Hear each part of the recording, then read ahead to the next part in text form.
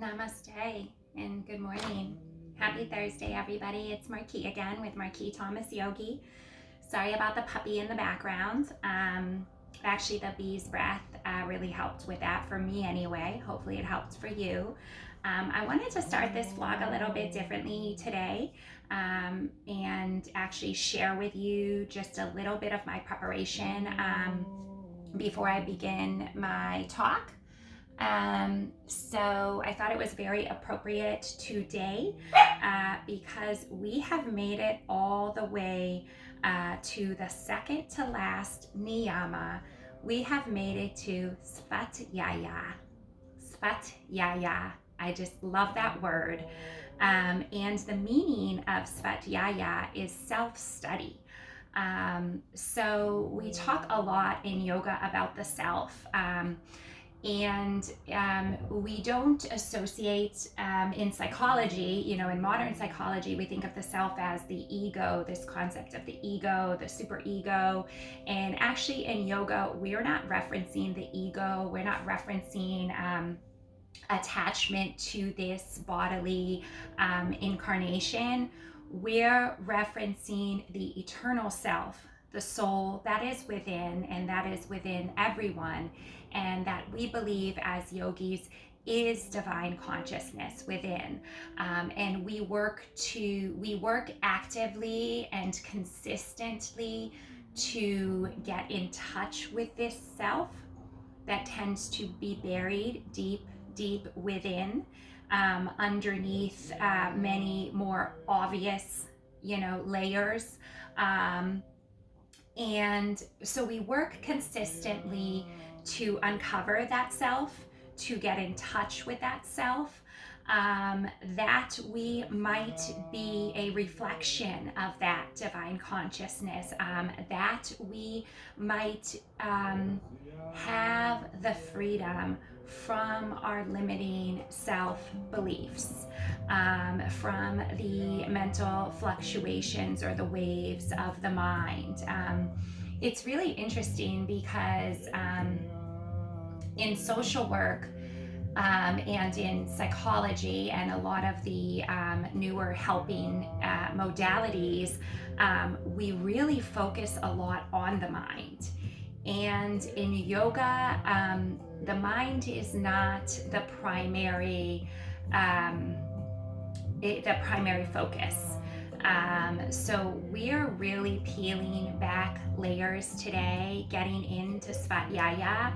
And I started my practice just grounding here on my mat. I have some crystals. I did light a candle before I started my recording.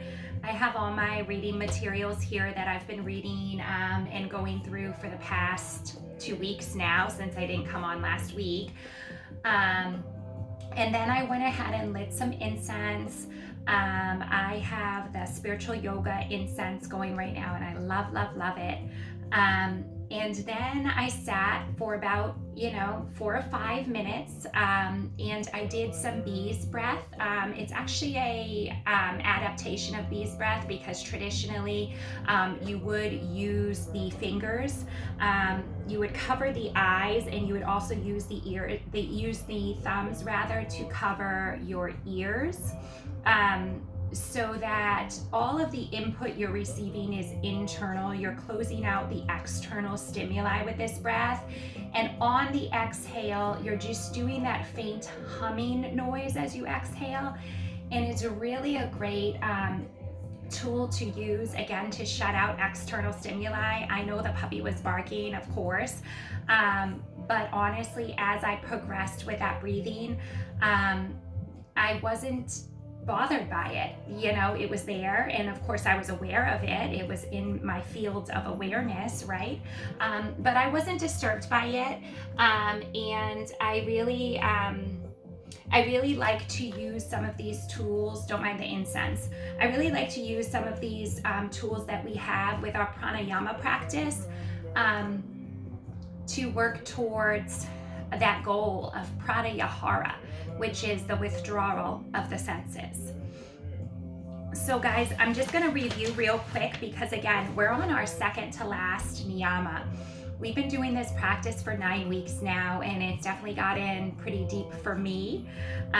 Just again, being able to really research and investigate and get curious about these principles and how to apply them. Because again, we talk a lot about knowing things and knowing things, right? You can know something on an intellectual level, but once you've experienced something, it's a very different kind of knowing that you will never forget, and you will never need to go back to that reference again because it is held within you. That's our true lived experience. So for me, this process has been so wonderful, helping me to get closer to my moral and spiritual values as a yogi. And I would really encourage you guys, if you are on this path and you are interested in learning more about the yamas and niyamas, just practicing a different one every day, practicing a different one every week, reading up on some new research. There's so much cool information out there when we look for it. Because when you don't look for it, you're going to be flooded with all the, other kind of crude material that plays on our human need for instant gratification. And in this life, this modern world, we have to work that much harder to appreciate the subtle things, like literature, like lighting a candle, like sitting in silence for 3 to 5 minutes, right? So I'm going to review we started with the first limb of yoga from Patanjali's 8-limbed path, and we covered all 5 of the yamas. Again, the yamas are our moral obligations, and they help us to know how to behave towards others and in society. They are ahimsa, nonviolence; satya, truthfulness; asteya, non-stealing; brahmacharya, thank you Tej, non-hoarding; aparigraha, non-coveting. Okay, then we moved on to our niyamas, and the niyamas are our 5 observances. They are our practices within ourselves.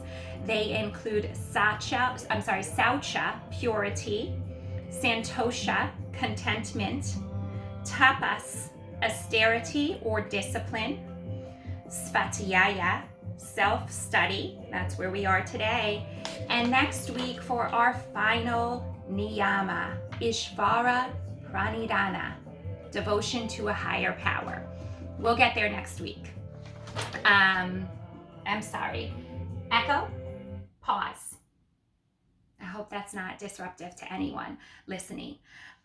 So today we are on the second to last niyama, the 4th niyama, Svadhyaya, self-study, self-awareness, going within, peeling back the layers to reveal the divine awareness, the intuition, the connection to, universal power, spirit, energies, God, whatever you believe.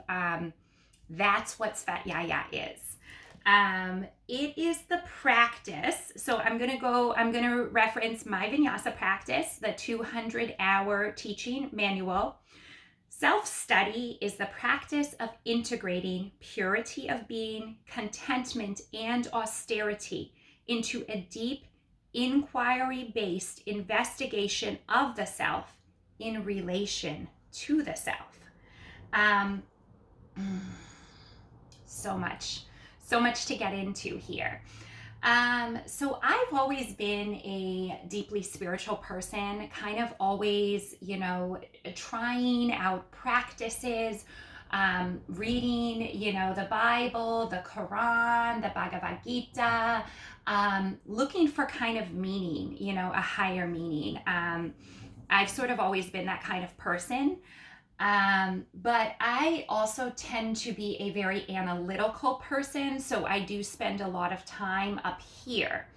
And part of the challenge with Svadhyaya, with, again, observing the self, observing your reactions to different things, what comes up for you, right?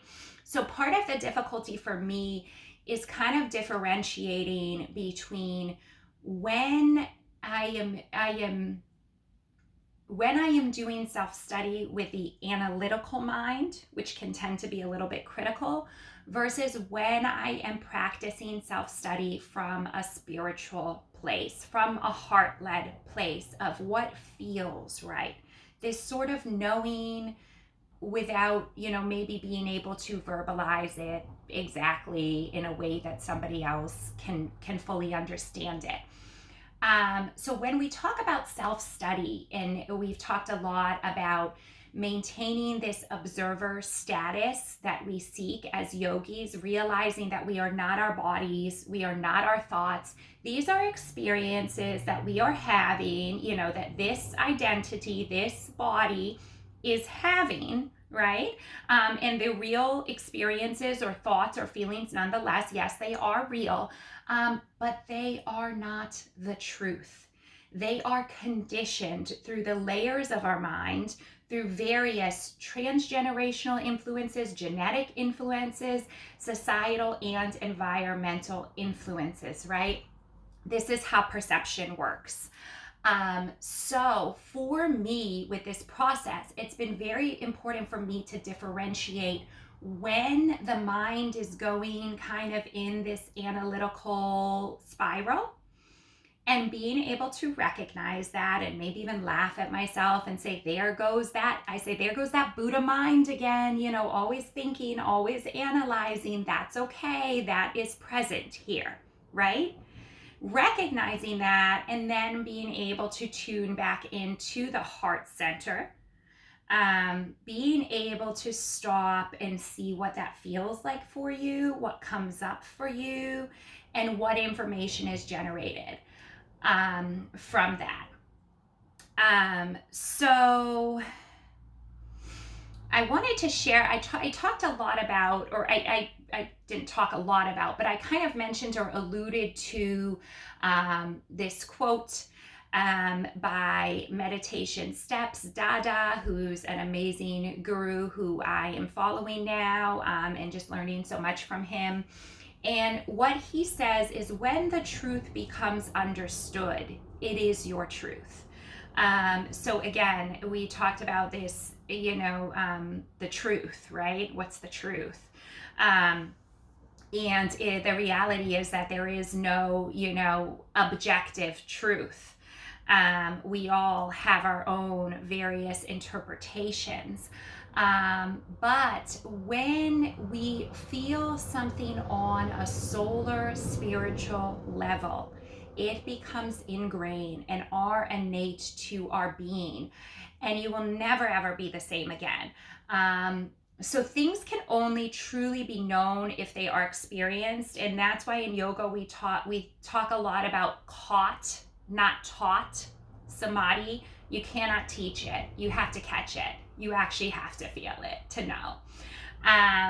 You yogis know what I'm talking about. And again, once we have this information, it can be so challenging because it is a conduit for going deeper within, and continuing to peel back those layers. And it's like, once you know it, you can't take it back. You can't unknow it. So these truths can be like very painful and even earth shattering at times. So one of the things that I wanted to mention, in regards to that, and in regards to the enlightenment journey, this process of awakening to the self, the realization that all that we ever need is truly within us. We do have all those answers. We truly do. It can be painful. This process is lonely. This walk is lonely. If you don't have that supportive community, if you don't have that guru, that enlightened teacher to sit with you and help you to process it. And it is one of the reasons that I am so thankful for the, ability to network via social media and tap into other people's wealth of knowledge, share information, share ideas, be inspired, share inspiration. Because it can be hard and it can be painful, and there's times like you just want to stop and you don't want to know anymore, and you can't because again, you can't unknow the things that you've learned now, right? It would be that much more difficult for me to stop. But I'm reminded of one of my favorite podcasts, Tarot for the Wild Soul, is done by Lindsay Mack. I love her. She's an amazing inspiration. But in one of her intros, she was talking about this and just how difficult it can be to be on this path and to be, pulling back the layers. And she just goes, fuck growth, like, fuck it, like, I'm done. And I just curled up on my floor and started laughing hysterically. Because I was like, yes, that's exactly how I feel. Like, I'm tired of this. Like, it's hard and it's painful. And you truly have to have that faith and belief that it's the answer, to keep going when things feel like this, and not turn off your mind and not numb it, or, or seek the cruder, more obvious things that instantly gratify us in life, right? To be able to fill the mind with the beautiful subtleties that are divine consciousness, that we no longer have to fill the mind with the crude, instant gratification, capitalist or whatever it is, ideas, right? That seem just more graspable or more tangible or whatever it seems, So, at first when I started on my enlightenment journey, I just had this kind of aha moment of, oh my God, like, it's incredible. Like, this isn't the only reality, this that I'm living right now. Like, there actually is something else bigger than this. And it just made me light up, like, oh my God, like, this is incredible, this is amazing, like, I can do this, I can work on this, I can learn these things, I can meditate, I can journal, I can float, whatever. And then as I continued, I spent a long time feeling sad and also feeling kind of angry and resentful of myself for all the time that I had wasted being asleep, um so it's really important with Svadhyaya that we, extend that self-compassion. Like, some of these things that come up and things that can come up from, if you believe in past karmas, if you believe in past lives, like, things that can come up for you may be extremely painful and may be difficult to understand on an intellectual level. And that's why we turn into the self. We show up, we nurture ourselves from the heart center, right? We remind ourselves that we are doing the very best we can. We were doing the best we could then as well. We didn't know any better. Again, our truth is only as expansive as our awareness is at any given moment in time. So I just mentioned that story, sharing that about myself, is because that was part of my process, of feeling kind of angry at myself, that I felt as though I had wasted this time in my life, that I didn't take advantage, of fully showing up, and all of the, just little interactions with people or opportunities that I felt maybe because I wasn't fully living in my truth, that I might have squandered those in some way. So again, being able to extend that compassion. Remember that all of the yama and niyama always are interwoven and relate back to each other. They also go in a specific order for a specific reason. I think it's very interesting that Svadhyaya is the second to last of the niyamas. because we've done all of this other work around non-hoarding, non-stealing, right? Non-violence, contentment. We've done this work. And now Patanjali says, now is your time for self-reflection. Now is your time to really look at yourself, right? So that order is interesting to me. And what I took from that is that Patanjali wants us to apply our self-study to determine whether or not we are in alignment with the prior 5 yama and niyamas.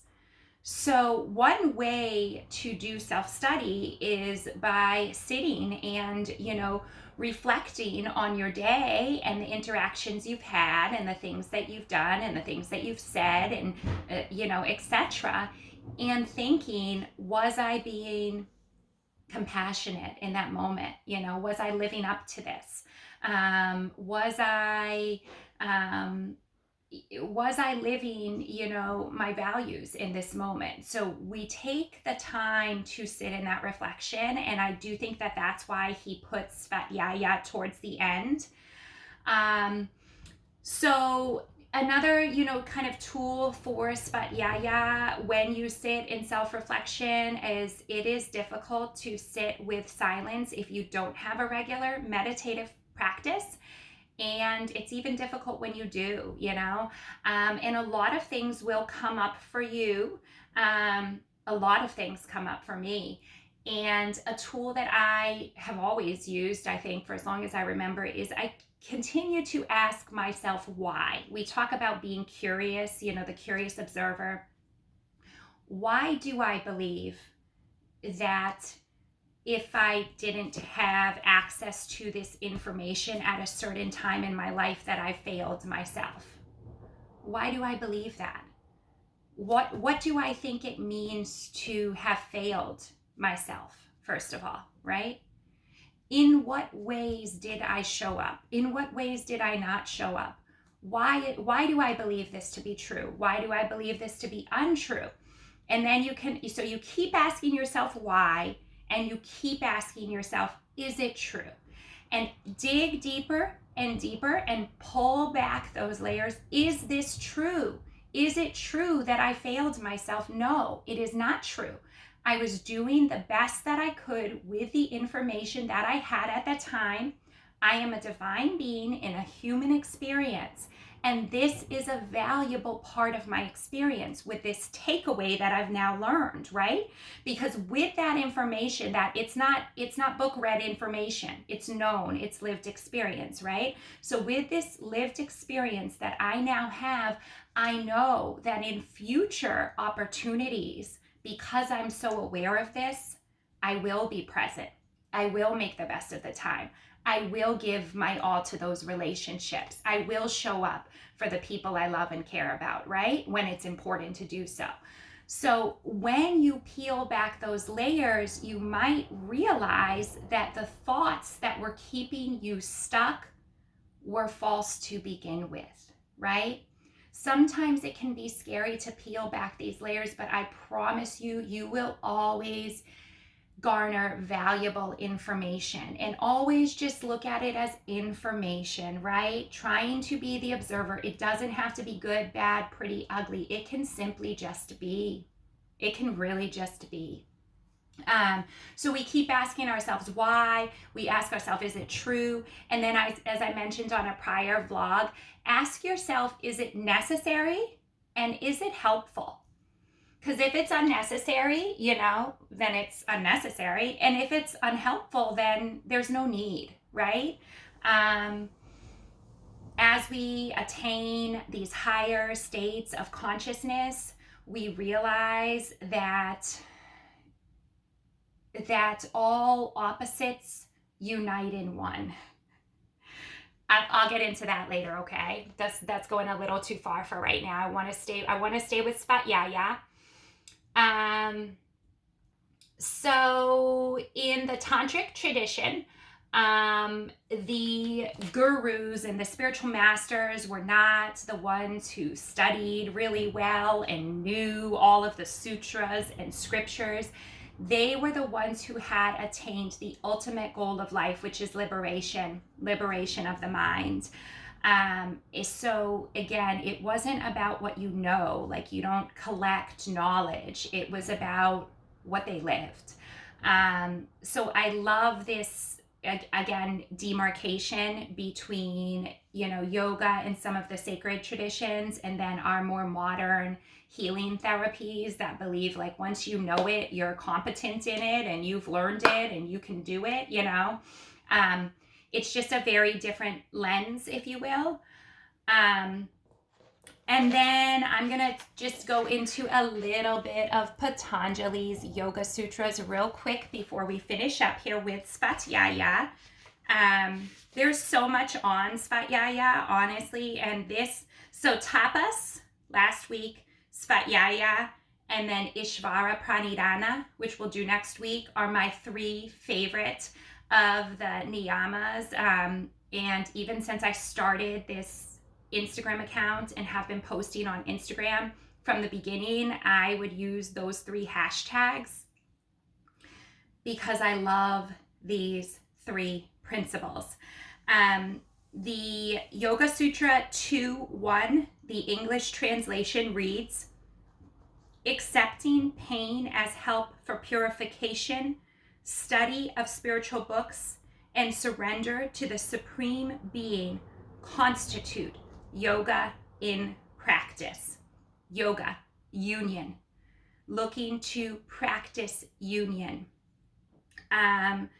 So Kriya Yoga, which is yoga in action, is comprised of tapas, discipline, Svadhyaya, self-study, and Ishvara Pranidhana, surrender to a supreme being, full surrender. Svadhyaya, not only sitting with yourself, reflecting on your attitudes, your judgments, your states of being, reading spiritual information, reading it, rereading it, epics, the sutras, the Bhagavad Gita, the Bible, like whatever it is for you. These are books that have been around from longer than we can say, right? Longer than we can date. Read by so many millions of people, and they are timeless, right? So you don't, have to, it's fine to read novels and read fiction, and there's always a time and place for that as well. But you don't have to have a full bookshelf. You can have a couple spiritual books and reread them all the time. And studying Svadhyaya has brought me back to the Yoga Sutras, which I love and bought for my yoga teacher training, but I had to reread it, and now I'm rereading it a 3rd time. And again, it's the simplest language, but every time you get so much more from it. So this is the Swami Satchidananda's translation of Patanjali's sutras. So I am actually quoting from Swami Satchidananda, because he writes the narration.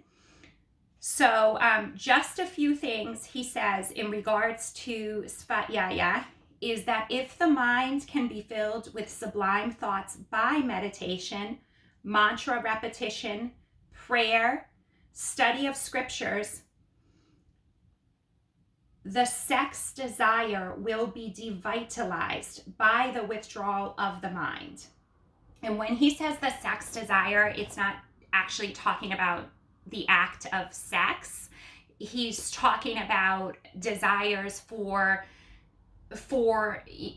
instant gratification. Again, as we talked about, the subtleties versus the crude activities. So the mind should be purified first, and then it is easy to begin to control the senses, pratyahara, right? Study that concerns the true self is Svadhyaya. It's not merely analyzing the emotions and the minds as psychologists do. Anything that will elevate your mind and remind you of the true self should be studied. Any uplifting scripture. The more you read them, the more you understand. As we read the scriptures, we slowly rise up, expanding and enlarging the mind. The more we elevate the mind, the better our understanding will be. That is nature's law. If you want to understand me fully, you must become me. Otherwise, you can understand me only according to your own capacity. In the same way, God cannot be understood by books alone. God can only be understood when you become God. The self cannot be known by theory alone. Only when you transcend the mind can you understand it. This is where yoga differs from most other psychological approaches. Yoga claims there is knowledge possible without the mind. All that you know through the mind is limited and conditioned. How is the limited mind to understand the unlimited one? Only by transcending it and getting in to the unlimited.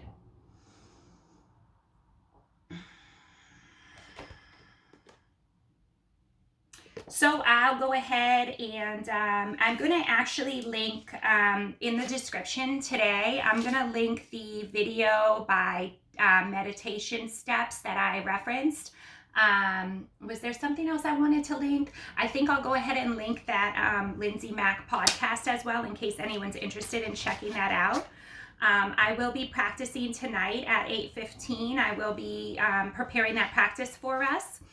I do hope you'll join me. It is Svadhyaya. It should be fun to explore our consciousness and again, just show up as an observer on the mat in the seat of the observer.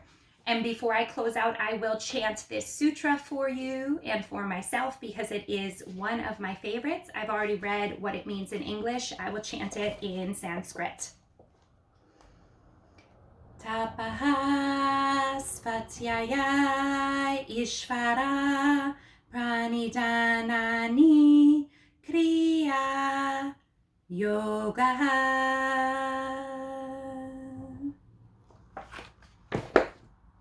Namaste, guys. Thanks for joining me. Have a great day.